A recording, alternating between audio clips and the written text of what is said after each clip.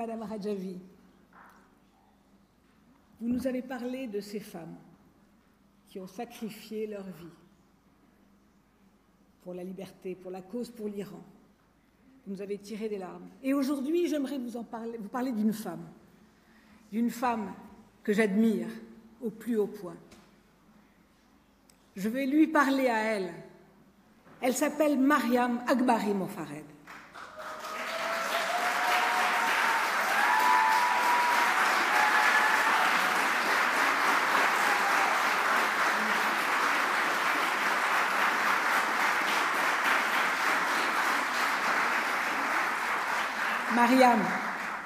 Mariam, m'entends-tu derrière les murs de la sinistre prison de Karchak, où tu as été transférée le 22 octobre dernier, l'une des pires prisons pour les femmes en Iran. Mon intervention t'est dédiée car pour moi, tu es le symbole du courage incommensurable de toutes les femmes iraniennes, des plus jeunes aux plus âgées, de l'intérieur comme de l'extérieur du pays. Tu fais partie des plus anciennes. Tu fais partie des plus anciennes détenues politiques d'Iran. Plus de 15 ans.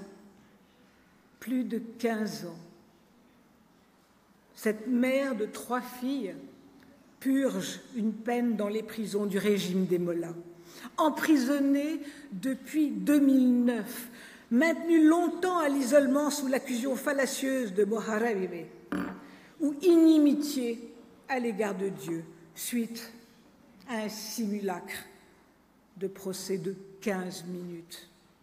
Son seul crime, ses liens avec les moudjahidines du peuple, avec l'OMPI. Condamnée initialement à 10 ans de prison, elle aurait dû être libérée en 2019.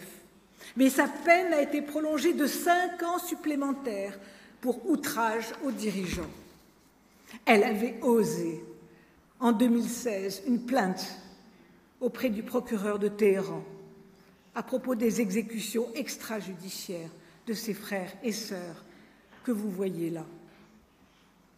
Depuis la prison d'Evin en 2018, Mariam écrivait « La République islamique n'a apporté à l'Iran que la mort, le pillage et le sang versé.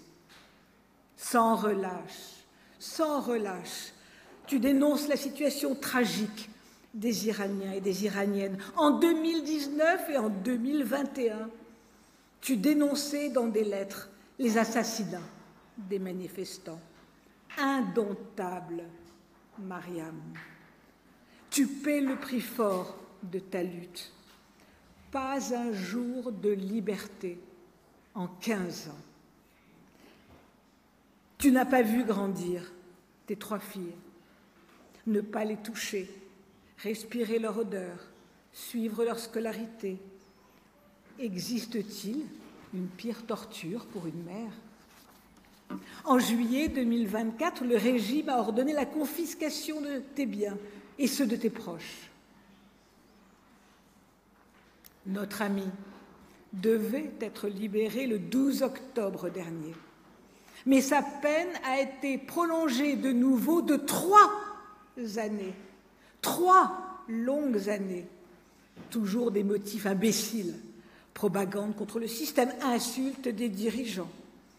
Mais que croient ces mollahs et leurs valets sanguinaires, les pasdaran ?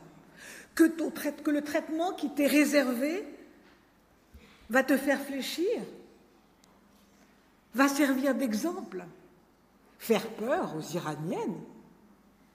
C'est mal les connaître. En prison, Mariam et ses sœurs d'infortune, dont nombre sont opposantes politiques, membres de l'OMPI, continuent la lutte. Tous les mardis, elles protestent contre les exécutions en chantant dans la cour de la prison, en refusant de bouger toute la nuit, en organisant des grèves de la faim.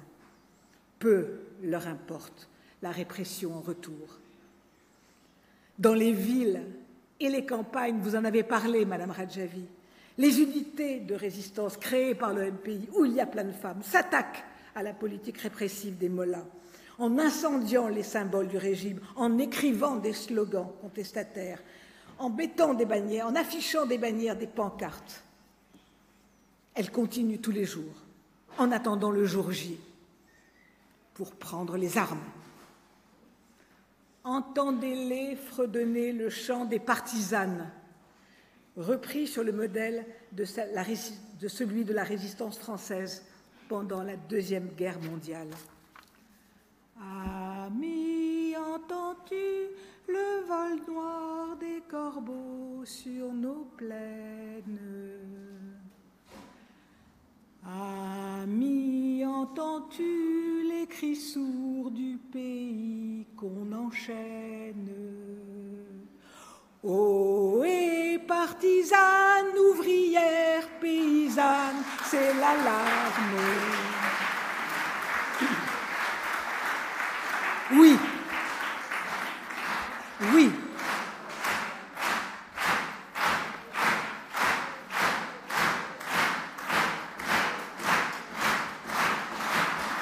Oui.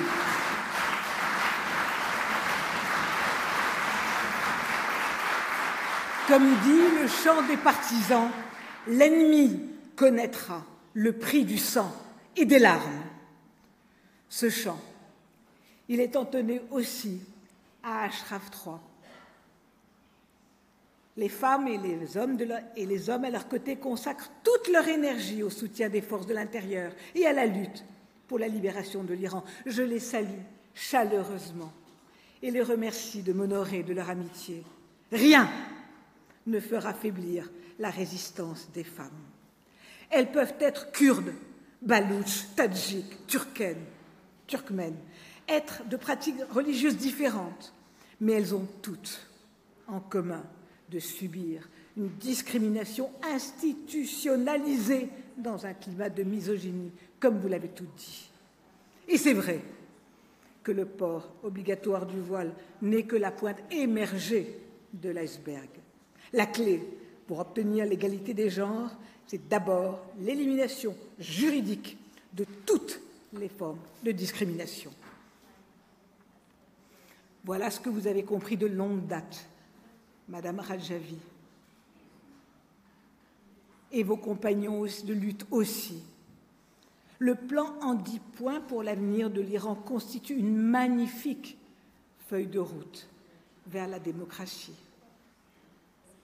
Dans un Iran libéré, toutes les filles, toutes les femmes qui se battent au péril de leur vie dans les unités de résistance pourront enfin regarder comme un passé révolu le sort qui leur est actuellement réservé. Depuis plus de 40 années, des générations de femmes se sont battues et se battent encore. Certaines sont mortes en exil, sans revoir leur terre natale, sans avoir vengé leurs martyrs. Beaucoup ont sacrifié et sacrifient toujours leur vie personnelle pour cette cause supérieure, la libération de leur patrie. Mais tous ces sacrifices, vous l'avez dit, ne sont pas vains. La victoire est proche. Le rêve d'un Iran libéré est sur le point de se réaliser. Les femmes sont toujours là, y compris le 8 février dernier, où nous étions toutes ensemble lors d'un grand rassemblement à Paris. Nous étions, c'est vrai, à leur côté. Nous sommes aujourd'hui à leur côté.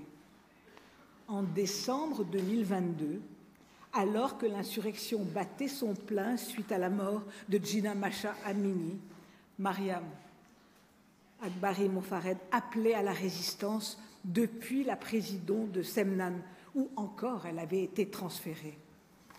Elle disait « Ne restez pas silencieux, criez. Tu avais raison, Mariam. Nous ne restons et ne resterons jamais silencieuses avec toi et toutes les Iraniennes. Jusqu'au bout de la victoire, nous crierons sans fin « Femmes, résistance, liberté, José, José !»